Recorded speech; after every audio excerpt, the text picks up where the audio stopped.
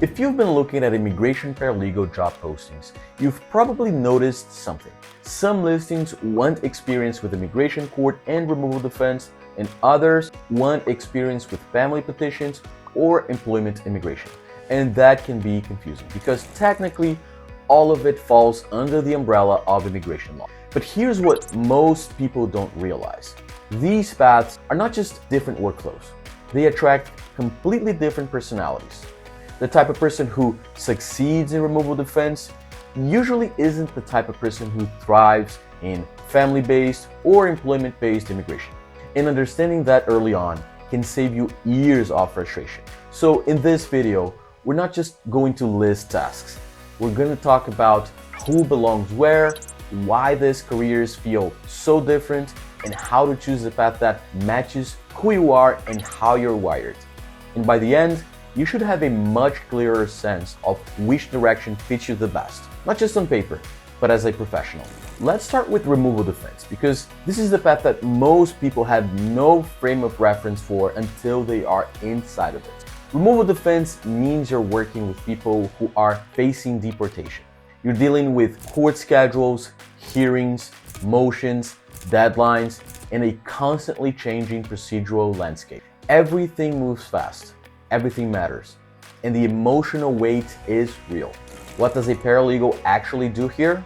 You're drafting motions, preparing asylum filings, building evidence packets, organizing country conditions, coordinating testimony, managing client communication, and working closely with the attorney to prepare for court. But again, the point here isn't to list tasks, it's to understand who actually thrives in this environment.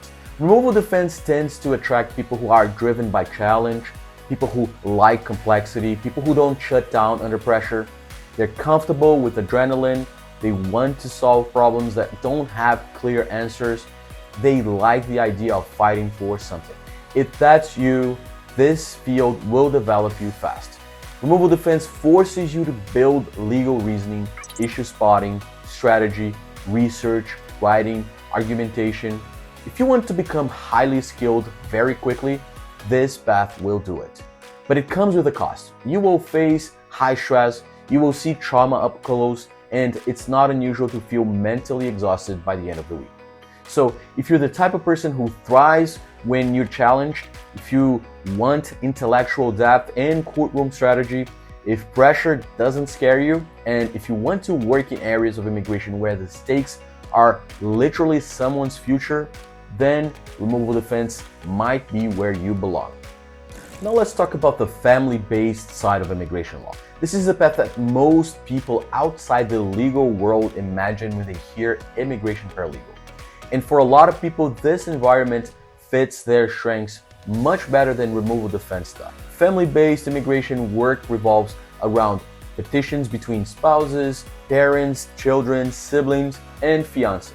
Any process where someone is petitioning for their loved one.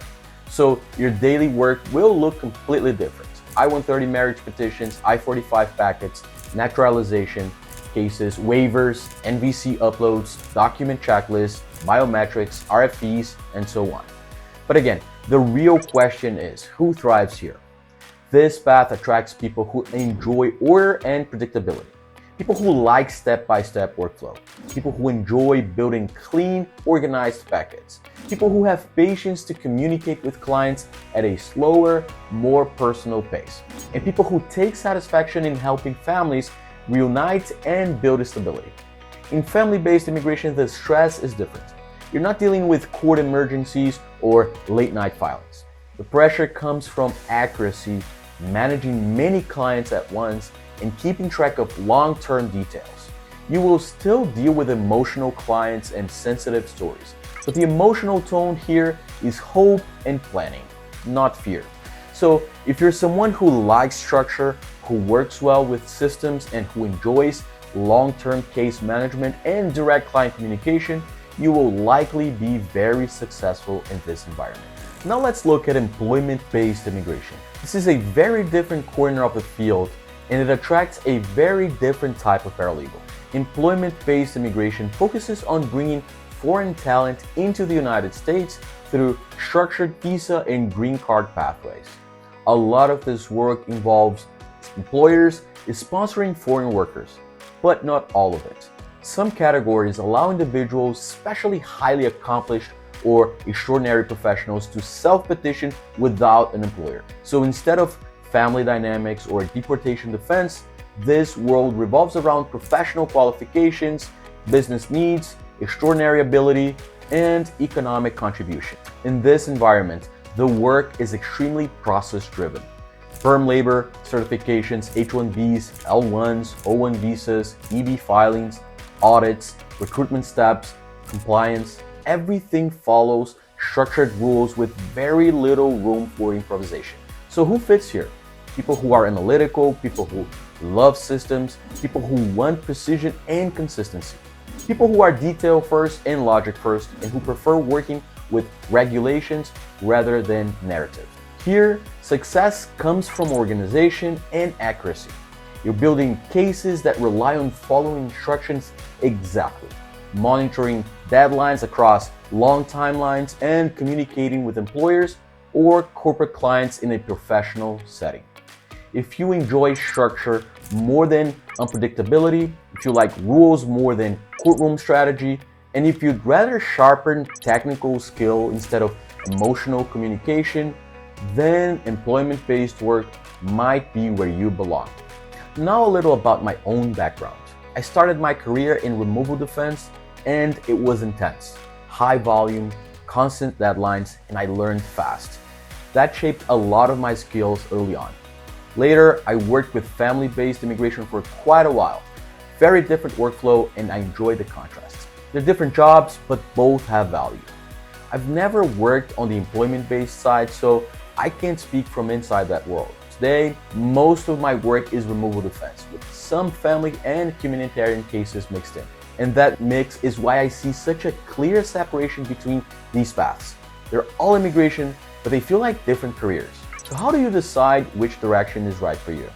It really comes down to being honest about who you are and what kind of environment you want to work in. If you want fast learning, constant challenge, and strategy, and you don't mind pressure, removal might be the right fit.